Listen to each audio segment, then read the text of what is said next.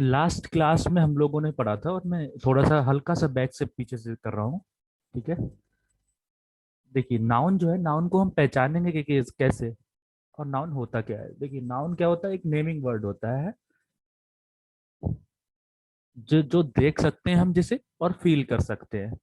Feel करने का मतलब है फील करने वाला कोई भी वर्ड, उसे हम नाउन बोलते हैं। ठीक है। जैसे देखिए, कोई पर्सन है, कोई थिंग है, कोई प्लेस है जिसको हम देख सकते हैं, वो सब विजिबल होंगे। ठीक है। अब पहचानेंगे कैसे हम, ये चीज सबसे मेन है कि हम पहचानेंगे कैसे। देखिए, अगर किसी सब्जेक्ट की जगह पर, अगर किसी सेंटेंस में कोई सब्जेक्ट है, अगर और ये पहचानना है कि वो नाउन है या नहीं है, कोई पर्सन है अगर, तो क्या करेंगे, उसकी जगह पर हु का प्रयोग करेंगे, हु को लगा के देखेंगे। जैसे मैंने कहा, Ram is my best friend. ठीक है। तो देखिए, राम है ना यहाँ पर। अब ये पहचानना है हमें, राम सब्जेक्ट की जगह पर आया है, और हमें ये पहचानना है कि ये जो राम है, ये नाउन है या नहीं है। तो हम राम की जगह पर क्या लिखेंगे, हु का प्रयोग करेंगे। हु हु माने होता है कौन। तो कहता है who is my best friend, कौन मेरा बेस्ट फ्रेंड है। तो कौन का जवाब आपको मिल जाएगा ना हु से, है ना। कौन का जवाब मिल रहा है कि राम मेरा बेस्ट फ्रेंड है, Ram is my best friend. तो जहां पर अगर हु का जवाब मिल गया, इसका मतलब क्या है, वो नाउन है। अगर इसका जवाब नहीं मिला तो वो नाउन नहीं है। इसी तरह से ऑब्जेक्ट की अगर बात करें, तो ऑब्जेक्ट में व्हाट या whom लगाते हैं। राम इज व्हाट, राम क्या है। Ram is my what, Ram मेरा क्या है। तो व्हाट का जवाब मिला यहाँ पर। व्हाट माने होता है क्या, राम क्या है, फ्रेंड है। तो जब व्हाट का जवाब मिल गया ऑब्जेक्ट के स्थान पर, ऑब्जेक्ट के स्थान पर या तो व्हाट का जवाब मिल जाए, या हमें whom का जवाब मिल जाए। whom मतलब होता है किसका या किससे। ठीक है। तो अगर होम का जवाब या व्हाट का जवाब मिल जाए ऑब्जेक्ट के स्थान पर, तो भी वो क्या हो जाता है, नाउन होता है।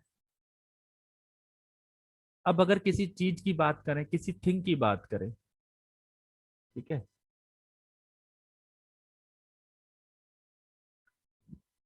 तो वहां पर दोनों जगह पर हम किसका प्रयोग करेंगे, व्हाट का, पता लगाने के लिए कि ये नाउन होगा या नहीं होगा। हम सब्जेक्ट के स्थान पर भी व्हाट लगाएंगे, और ऑब्जेक्ट के स्थान पर भी व्हाट लगाएंगे। इसी तरह अगर हमें पता करना होगा कि कोई भी ऐसी चीज जो हम फील करते हैं, जैसे गुस्सा हो गया, प्यार हो गया, ऐसे वर्ड, हैप्पीनेस हो गया, ऑनेस्टी हो गया, इनको पता करने के लिए भी हम सब्जेक्ट और ऑब्जेक्ट की जगह पर व्हाट का प्रयोग करते हैं। जैसे देखिए, आगे एग्जाम्पल दिखाता हूं मैं आपको। जैसे इसमें लिखा है राम लाइक्स आइसक्रीम। तो राम लाइक्स व्हाट, राम को क्या पसंद है। तो राम को आइसक्रीम पसंद है। तो राम जो है यहाँ पर, राम को क्या पसंद है, राम, राम कौन है, हु लाइक्स आइसक्रीम। तो आपने पूछा किसको कौन आइसक्रीम पसंद है, किसको आइसक्रीम पसंद है, तो उसने कहा कि राम को, किसको। तो उसने कहा राम को आइसक्रीम पसंद है, इसका मतलब हु का जवाब मिल रहा है हमें।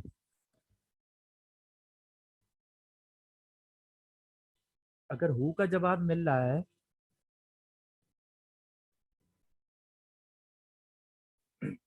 तो राम क्या हो गया यहाँ पर हमारा, नाउन हो गया।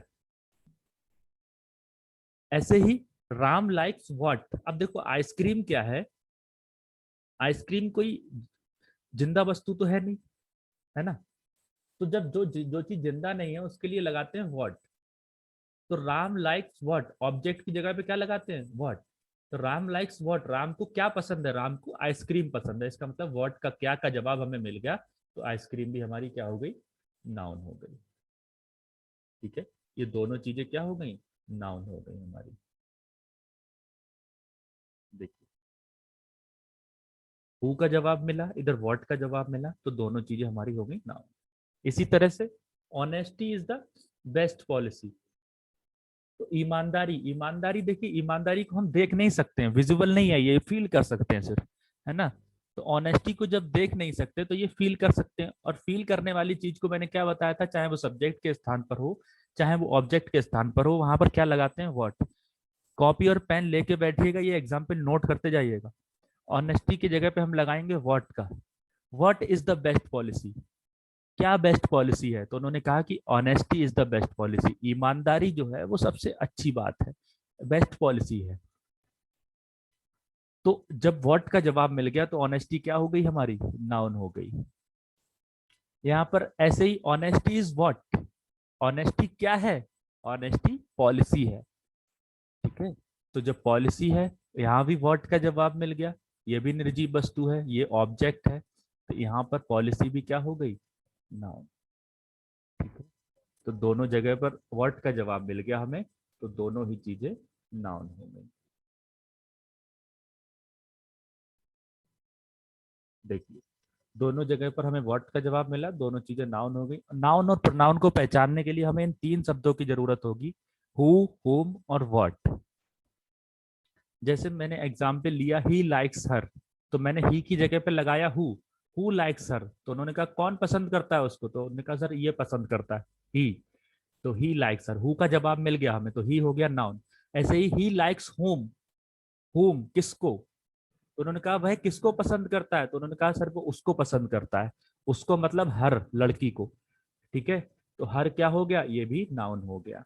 तो नाउन और प्रोनाउन को पहचानने के लिए इन तीन शब्दों का यूज करेंगे, अगर इनका जवाब हमें मिलता है तो अभी वो नाउन होगा या प्रोनाउन होगा, अदरवाइज नहीं होगा। देखिए, Rohit likes my friend, Rohit likes home, Rohit likes who likes home my friend, who का जवाब मिला तो रोहित हो गया नाउन। अब रोहित लाइक्स होम, रोहित किसको पसंद करता है, रोहित मेरे फ्रेंड को पसंद करता है, तो फ्रेंड क्या हो गया, नाउन हो गया, होम का जवाब मिला। और किसका फ्रेंड है, माई फ्रेंड, मेरा फ्रेंड है। जो भी चीज विशेषता बताती है किसकी, नाउन की, वो क्या होती है, एडजेक्टिव होती है। तो माई नाउन की फ्रेंड की विशेषता बता रहा है तो वो एडजेक्टिव है। और this, that, that friend of that friend, this friend, this book, ये हमने बचपन में पढ़ा था, तो ये इन सबको हम डिटरमाइनर्स भी बोलते हैं। डिटरमाइनर्स क्या होते हैं, पार्ट होते हैं एडजेक्टिव का, ठीक है। डिटरमाइनर्स क्या होते हैं, एडजेक्टिव का पार्ट होते हैं, और डिटरमाइनर्स के बाद हमेशा ही नाउन आता है। तो डिटरमाइनर्स पार्ट होते हैं एडजेक्टिव का। देखिए, Rohit met my best friend, अब Rohit who met, Rohit met, तो रोहित हो गया नाउन, हु का जवाब मिल गया। तो हु, रोहित मैट हुम, रोहित किससे मिला, फ्रेंड से मिला, हुम का जवाब मिला फ्रेंड की जगह पर, तो फ्रेंड नाउन हो गया। अब फ्रेंड जो है वो कैसा फ्रेंड है, बेस्ट फ्रेंड है, तो फ्रेंड नाउन है, और फ्रेंड को विशेषता कौन बता रहा है, बेस्ट, तो बेस्ट क्या हो गया, एडजेक्टिव हो गया। अब मेरा फ्रेंड है, ये भी विशेषता फ्रेंड की ही बता रहा है, माई, तो माई भी एडजेक्टिव हो गया। अब बात करते हैं एडवर्ब की, कि आप एडवर्ब को कैसे पहचानेंगे। देखिए, एडवर्ब को पहचानने के लिए चार शब्द हैं। पहला शब्द है व्हेन, व्हेन का मतलब होता है कब। मैं हिंदी में भी लिख देता हूं ताकि आप लोग, व्हेन का मतलब होता है कब, समय की बात की जाए अगर, व्हेन का मतलब होता है कब। दूसरा शब्द है वेयर, वेयर का मतलब होता है कहाँ,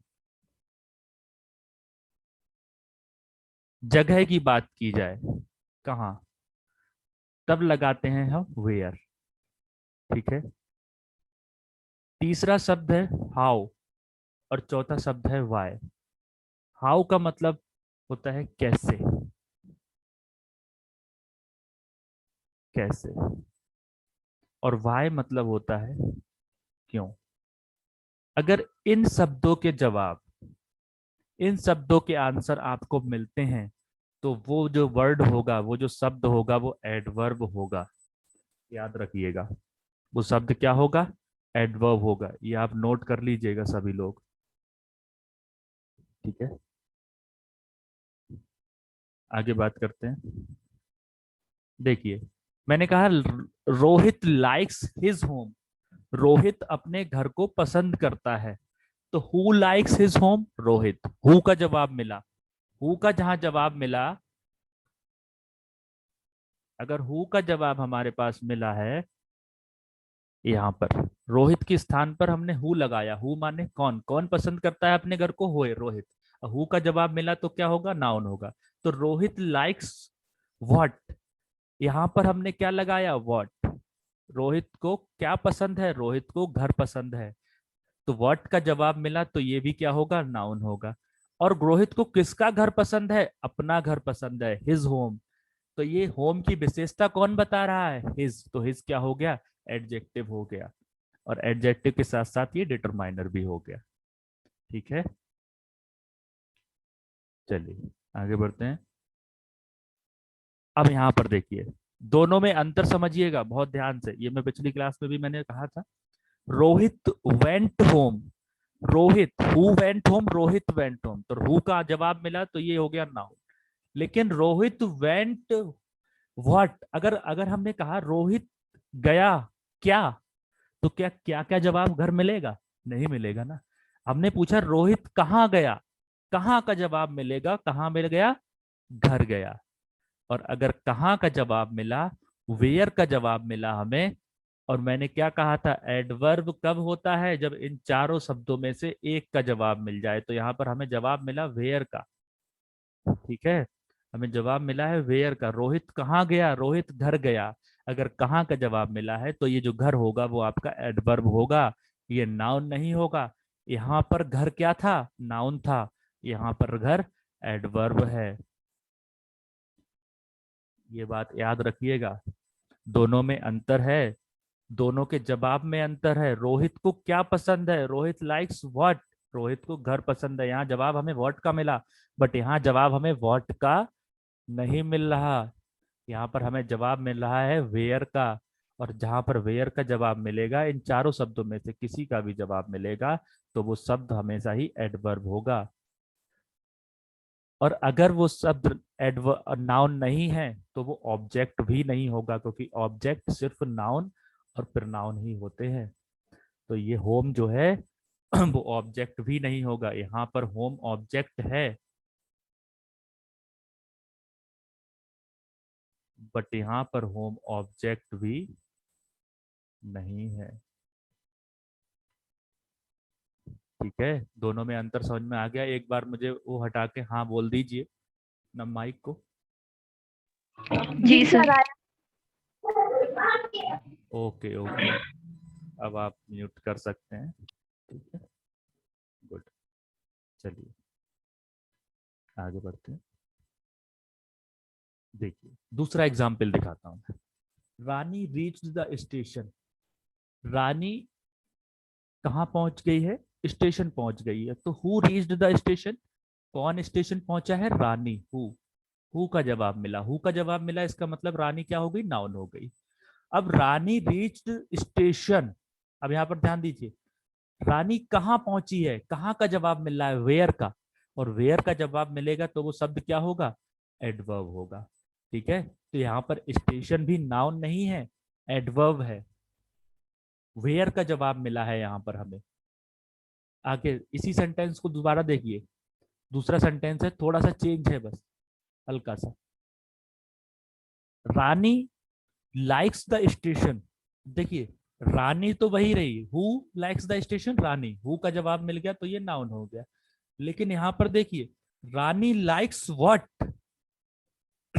रानी को क्या पसंद है, रानी को स्टेशन पसंद है। यहाँ पर क्या का जवाब मिला, और क्या का जवाब मिलता है तो वो शब्द होता है नाउन। अगर वो शब्द नाउन होगा तो वो ऑब्जेक्ट भी होगा। लेकिन यहाँ पर स्टेशन नाउन नहीं है, यहाँ पर क्या है, एडवर्ब।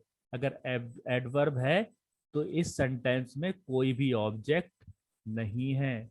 इस वर्ब के बाद ये ऑब्जेक्ट नहीं है, कहते हैं ना सब्जेक्ट, ऐसे बोला जाता है, क्या बोलते हैं, सब्जेक्ट। हमने बचपन में पढ़ा होता है, प्लस वर्ब प्लस ऑब्जेक्ट, ये चीजें पढ़ी होती हैं। तो हमेशा वर्ब के बाद ऑब्जेक्ट आए ऐसा जरूरी नहीं होता। यहाँ पर वर्ब के बाद ऑब्जेक्ट नहीं है, एडवर्ब है। और यहाँ पर वर्ब के बाद क्या है हमारे पास, ऑब्जेक्ट है, क्योंकि नाउन लगा हुआ है। और एक बात याद रखिए कि शब्द जो है स्टेशन, अगर कोई शब्द आपसे पूछेगा स्टेशन कौन सा शब्द है, तो आप ये पूछे, वैसे तो नॉर्मली कहेंगे वर्ब है, नाउन है, लेकिन यहाँ पर जब इस सेंटेंस में प्रयोग जो हुआ है वो एज अ एडवर्ब हुआ है, एडवर्ब की तरह उपयोग हुआ है। चलिए आगे बढ़ते हैं। देखिए, अब ये समझा रहा था मैं आपको, आई, जैसे मैंने बोला, मैं एक सेंटेंस यहां पर लिख रहा हूं, आई एम अ टीचर। तो यहां पर आई क्या है, नाउन है कि प्रोनाउन है? माइक खोल के बताएं। प्रोनाउन। प्रोनाउन सर हो। नाउन। बेटा नाउन क्यों होगा बताओ? सर इसका नाम है ना, ये आई नाम है सर ये। ये आई सर ये नेम ऊपर नहीं, वाला नाउन होगा पर नीचे वाला प्रोनाउन। ये नाम नहीं है। आई, ये आई है ना। ये जो आई है जिसके साथ एम लगा है, और जिस आई के साथ एम लग जाता है वो आई प्रोनाउन होता है। ऊपर वाला सर नाउन होगा, नीचे वाला प्रोनाउन। Very good. ऊपर वाला जो है वो नाम है किसी का, आई जो है वो नाम है किसी का। जैसे मैंने बोल दिया कि सगुन का नाम मैं आज से आई रख देता हूँ, तो ये आई जो है वो नाम है किसी का, तो ये इसलिए ये नाउन है, इसलिए इसके साथ इज लगा हुआ है। अगर आई के साथ कभी भी इज लगा होगा तो ये समझ लीजिएगा कि आई यहाँ पर किसी का नाम है। ठीक है, चलिए आगे बढ़ते हैं। आई यहाँ पर नाउन है। एक सेकेंड बस आगे बढ़ाते हैं। एक सेकेंड रुकिएगा।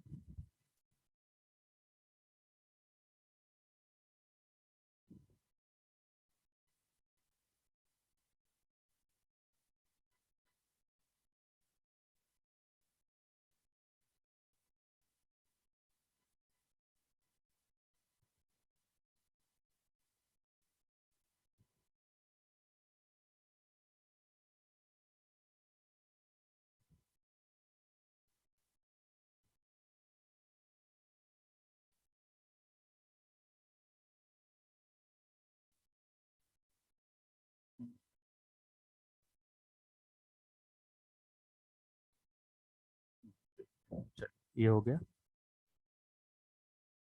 अब देखिए, आप सबको विजुअल है, दिख रहा है? जी सर दिख रहा है। Okay okay good. देखिए, इंग्लिश लैंग्वेज स्टार्ट हुई कहाँ से? इंग्लिश लैंग्वेज स्टार्ट हुई साउंड से। साउंड से क्या बने? लेटर्स बने। लेटर्स से क्या बने? वर्ड्स बने, शब्द बने। पहले आवाजें निकाली लोगों ने, उसके बाद उन्हीं से लेटर्स बनाए गए, फिर उन लेटर्स को शब्द बनाया गया, और शब्द के बाद शब्द से क्या बने? फ्रेज बने। बहुत सारे लोग ये नहीं जानते हैं कि फ्रेज क्या होता है। आज मैं आपको बताता हूँ कि फ्रेज क्या होता है। देखिए, पहली चीज, फ्रेज जो होता है ना, उसका मीनिंग होता भी है और मीनिंग नहीं भी होता है। मीनिंग कम मीनिंग निकलता है, पूरा किसी चीज, पूरा शब्द का मीनिंग नहीं निकलता है। आपको थोड़ा बहुत अंदाजा लग जाएगा कि हाँ इसका मतलब ये है, बट इसका पूरा मीनिंग आप नहीं निकाल पाएंगे। फ्रेज का पूरा मीनिंग कभी नहीं निकल पाता। कभी फ्रेज एक जो होता है वो कभी कंप्लीट मीनिंग नहीं देता, कुछ सेंस ऑफ मीनिंग देता है, कुछ कुछ मीनिंग बता पाता है। फ्रेज कलेक्शन ऑफ वर्ड्स होता है, कुछ शब्दों का कलेक्शन होता है। ऐसे शब्द जिसमें ना कोई सब्जेक्ट होगा ना कोई वर्ब होगा। ये बात, तीनों चीजें नोट कर लीजिए, अभी मैं आपको एग्जाम्पल समझाऊंगा तब समझ में आएगा अच्छे से। फ्रेज क्या होता है? जिसका कोई कंप्लीट मीनिंग जिन शब्दों का ना निकले बट थोड़ा बहुत मीनिंग निकलता है। कलेक्शन ऑफ वर्ड्स होता है, कुछ वर्ड्स का समूह होता है जिसमें कोई सब्जेक्ट और वर्ब नहीं होती, ना उसमें कोई सब्जेक्ट होगा ना कोई वर्ब होगी। अब देखिए यहां पर,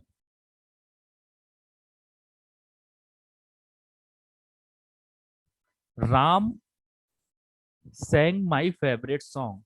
राम ने मेरा फेवरेट गाना गाया।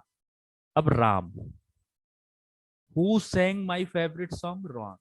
हु का जवाब मिला, और हु का जवाब मिला, तो ये हो गया नाउन। ठीक है। अब देखिए, राम सेंग व्हाट, राम ने क्या गाया, व्हाट का जवाब मिला, तो सॉन्ग हो गया गाना। व्हाट का जवाब मिल गया, तो ये भी हो गया नाउन। अब देखिए, अगर एक प्रकार से देखा जाए तो आपको व्हाट का जवाब इस पूरे से मिलेगा। राम, आपने पूछा राम सेंग व्हाट, राम ने क्या किया, राम ने क्या गाया, तो आप पूरा कहेंगे माई फेवरेट सॉन्ग, मेरा पसंदीदा गाना। इस पूरे का जवाब आपको वर्ड से मिला या नहीं मिला? मिला ना। आपने पूछा राम सेंग व्हाट, राम ने क्या गाया, तो आपने तो जवाब मिला राम ने मेरा फेवरेट गाना गाया। तो अगर व्हाट, क्या का जवाब ये पूरा हुआ, ये एक पूरा, और ये जो एक पूरा शब्द है, इस पूरे शब्द का अगर जवाब मिल रहा है आपको, तो देखिए इसमें तीन शब्द हैं।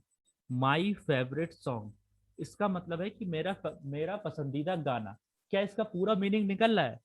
नहीं निकल रहा ना। हाँ, आपको पता चल रहा है कि इसका मतलब है मेरा पसंदीदा गाना, लेकिन इसके आगे भी तो कुछ होगा। क्या पसंदीदा गाना? आप सीधे यही थोड़ी बोल देंगे मेरा पसंदीदा गाना, मतलब इसका मतलब तो निकल रहा है, लेकिन पूर्ण मतलब नहीं निकल रहा है। जब तक कि किसी चीज में पिरोया ना जाए, किसी धागे में पिरोया ना जाए, अलग है बिल्कुल ये। ठीक है। कलेक्शन ऑफ वर्ड है, शब्दों का समूह है, तीन शब्दों का समूह है। इस समूह में ना कोई सब्जेक्ट है, यहाँ पर कोई सब्जेक्ट नहीं है, और यहाँ पर कोई भी वर्ब नहीं है। और यहाँ पर जवाब आपको मिला Ram sang what, Ram sang my favourite song, मेरा पसंदीदा गाना। अब जहाँ व्हाट का जवाब मिलता है, उसको बोलते हैं नाउन, तो होता ही है वो। और नाउन के साथ अगर ये तीन शब्द लगे हुए हैं एक शब्द की जगह पर, तो इसको बोलते हैं नाउन फ्रेज। तो इंग्लिश लैंग्वेज में पहले साउंड बने, फिर लेटर्स आए, लेटर्स के बाद वर्ड आए, और वर्ड से मिलकर क्या बना? फ्रेज, शब्दों का समूह। ये तीन शब्दों का समूह है, तो इसको क्या बोलेंगे? Noun phrase.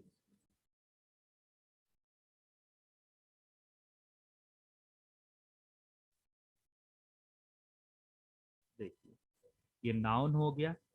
अगर मैं इन तीनों शब्दों की अलग अलग बात करूं, तो ये तो राम तो नाउन हो गया, सॉन्ग भी नाउन हो गया। और सॉन्ग की विशेषता कौन बता रहा है? कैसा सॉन्ग है? फेवरेट सॉन्ग है। अगर फेवरेट सॉन्ग है मेरा, तो ये एडजेक्टिव हो गया, क्योंकि ये नाउन है, और नाउन की विशेषता जो बताता है वो कौन होता है? एडजेक्टिव होता है। एडजेक्टिव। और माई भी किसकी विशेषता बता रहा है? सॉन्ग की ही बता रहा है। मैंने कहा था डिटरमाइनर्स और एडजेक्टिव एक ही चीज होती है। डिटरमाइनर्स पार्ट होते हैं एडजेक्टिव का, तो ये डिटरमाइनर भी है और एडजेक्टिव भी है। ठीक है। तो ये भी एडजेक्टिव है, ये भी एडजेक्टिव है, क्योंकि ये दोनों के दोनों विशेषता किसकी बता रहे हैं? सॉन्ग की। और ये अगर पूरा पूछा जाए आपसे, ये पूरा क्या है, तो ये जवाब मिलता है व्हाट का। इस पूरे का जवाब हमें व्हाट से मिल रहा है, इसलिए ये फ्रेज तो है, मगर ये कैसा फ्रेज है? Noun phrase. ठीक है। फ्रेज का मतलब समझ में आया? फ्रेज किसको बोलते हैं? देखिए, Rohit what a black shirt, Rohit ने एक ब्लैक शर्ट खरीदी। अब देखिए, Rohit, who what a black shirt, who का जवाब मिला यहाँ पर रोहित, रोहित हो गया नॉन। अब रोहित वॉट वॉट, रोहित ने क्या खरीदा? अ ब्लैक शर्ट, एक काली शर्ट। इस पूरे शब्द का जो जवाब हमें मिला, वो मिला वॉट से। लेकिन मेन शब्द था क्या? शर्ट। शर्ट नहीं होती तो काम नहीं चलता, अब ब्लैक नहीं होता तो काम चल जाता। अगर ब्लैक नहीं है ना, तो हमने पूछा क्या? रोहित व्हाट शर्ट, हमने कहा रोहित व्हाट व्हाट, तो आपने कहा रोहित व्हाट शर्ट। हम मैंने पूछा रोहित ने क्या खरीदा, तो आपने कहा सर रोहित ने शर्ट खरीदी। शर्ट के बिना काम चल जाएगा, ब्लैक के बिना काम चल जाएगा, लेकिन शर्ट के बिना काम नहीं चलेगा। तो शर्ट क्या हो गई? नाउन हो गई। व्हाट का जवाब मिल गया यहाँ। ठीक है। और कैसी शर्ट? Black shirt. तो ब्लैक क्या हो गया? एडजेक्टिव हो गया, क्योंकि ये विशेषता किसकी बता रहा है? सर्ट की बता रहा है। और आ क्या हो गया, ये आर्टिकल हो गया हमारा। Article a an the 3 article होते हैं। लेकिन इस पूरे शब्द का जवाब अ ब्लैक शर्ट का जवाब आपको किससे मिलेगा, क्या से, व्हाट से। और किसी भी चीज का अगर क्या से जवाब मिलता है तो वो होती है नाउन। और इन तीनों शब्दों का मिल रहा है तो ये शब्द क्या है, समूह है शब्दों का। तो इन शब्दों के समूह को हम बोलते हैं वो फ्रेज, जिसमें कोई, ये फ्रेज बोलते हैं। तो ये क्या हो गया, नाउन फ्रेज हो गया।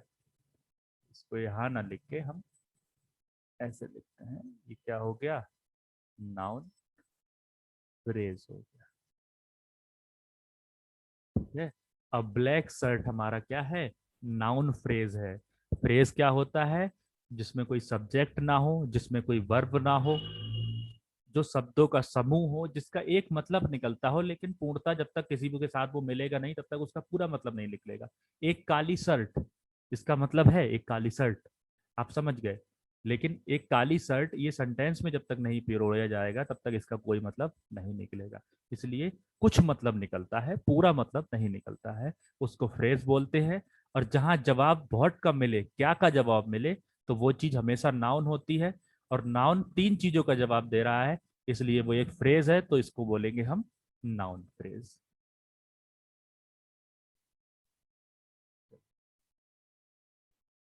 देखिए नाउन फ्रेज हो गया क्योंकि यहाँ व्हाट का जवाब मिला। अब हम आते हैं नाउन क्लॉज पे। फ्रेज से मिलकर बनता है क्लॉज। इंग्लिश लैंग्वेज में सबसे पहले साउंड आए, साउंड के बाद लेटर्स आए, लेटर्स के बाद वर्ड आए, वर्ड से फ्रेज बना, और फ्रेज से बने क्लॉज, नॉन क्लॉज। क्लॉज क्या होते हैं ये जानते हैं। 2 तरह के क्लॉज होते हैं। एक होते हैं इंडिपेंडेंट क्लॉज। 10 मिनट बाद बच्चों अपने आप क्लास ऑफ हो जाएगी, ठीक है, इसलिए घबराना नहीं, मैं बता दूंगा। एक होता है नॉन क्लॉज।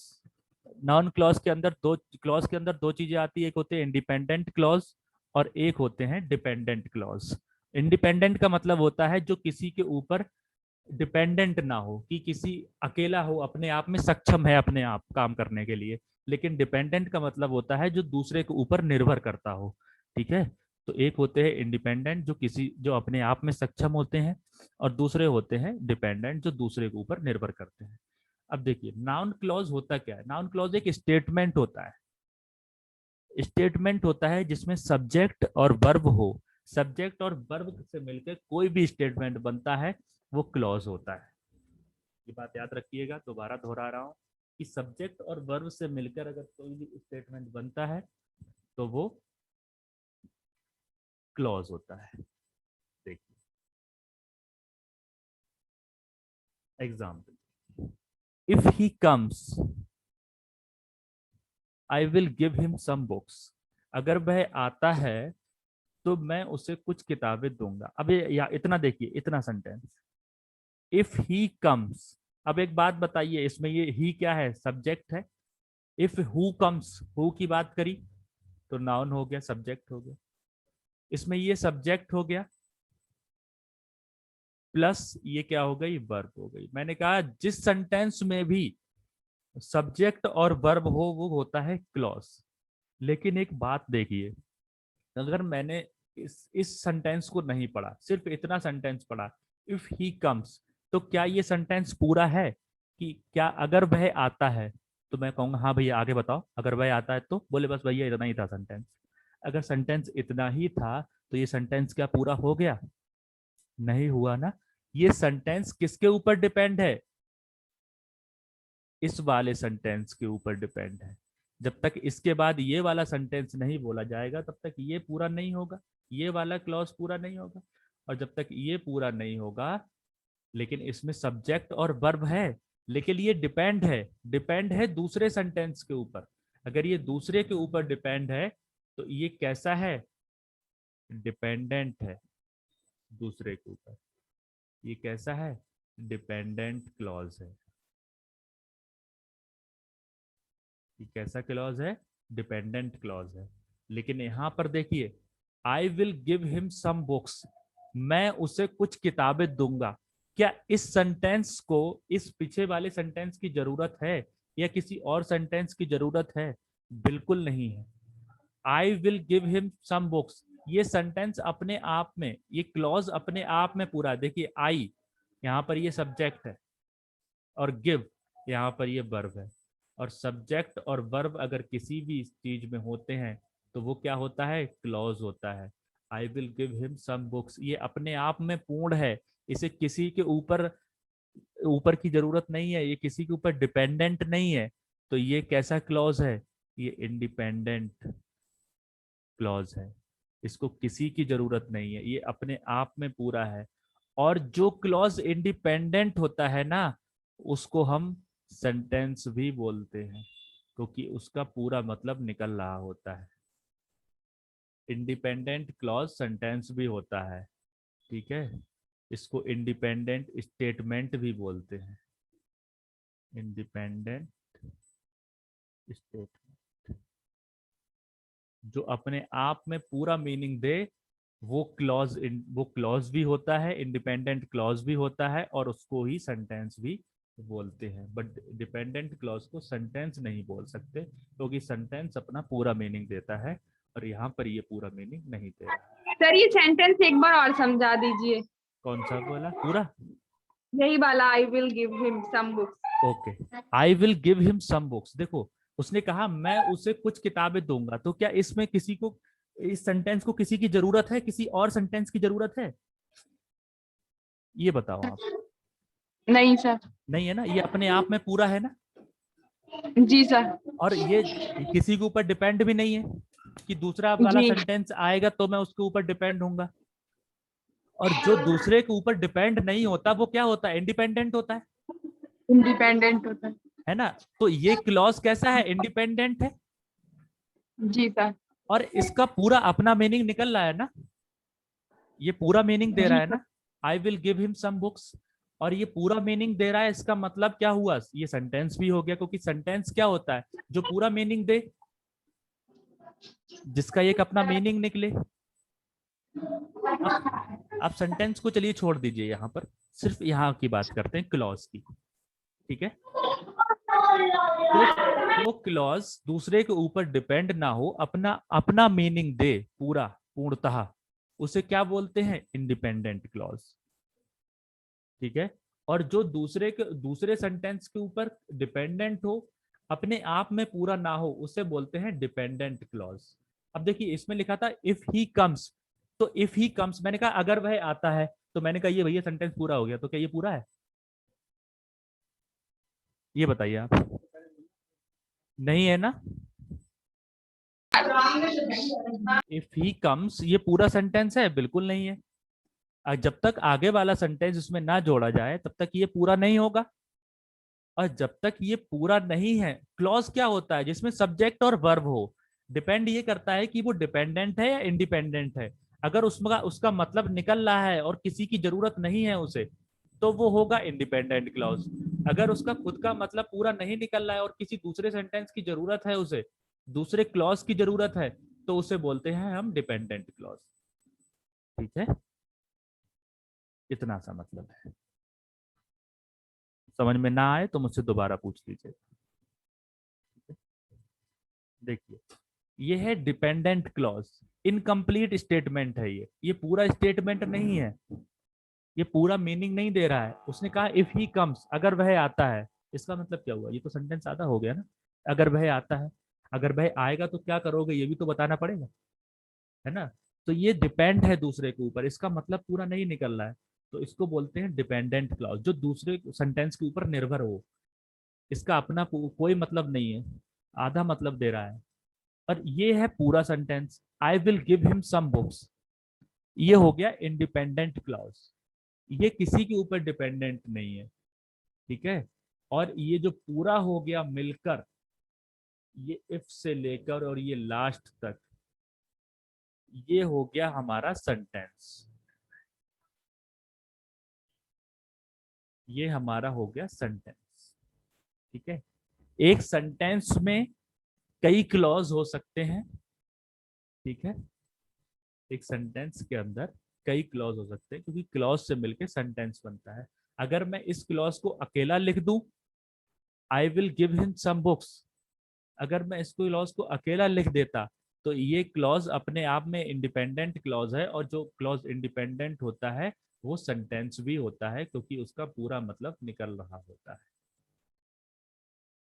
ठीक है, ये अपने आप में अकेला भी सेंटेंस है, जिसका पूर्ण मतलब निकलता है वो सेंटेंस भी होता है। ठीक है, अब देखिए, I know that Ram is a thief, मैंने कहा मुझे पता है कि राम थीफ है, राम चोर है। अब मैंने कहा मुझे पता है, आई नो व्हाट, मुझे क्या पता है, मुझे पता है that Ram is a thief. इस पूरे का मैं व्हाट से निकाल रहा हूं ना, इसके पूरे का जवाब मुझे व्हाट से मिल रहा है, आई नो व्हाट, मुझे क्या पता है क्या। और मैंने कहा जहां भी जवाब क्या का मिलता है वो चीज होती है नाउन, और इसमें देखो राम क्या है, सब्जेक्ट है। ठीक है, और इज क्या है, वर्ब है, और जिसमें सब्जेक्ट और वर्ब दोनों होते हैं वो क्या कहलाता है, क्लॉज कहलाता है। तो ये क्या हो गया, नॉन क्लॉज हो गया। ठीक है, चलिए अब यहाँ पर क्लास को खत्म करते हैं, बाकी नेक्स्ट क्लास में कंटिन्यू करेंगे। ठीक है, बहुत अच्छी क्लास थी सर, थैंक्स। ओके, अब नेक्स्ट क्लास में कंटिन्यू करते हैं, तब तक के लिए thank you. Thank you sir. Okay, thank you. Thank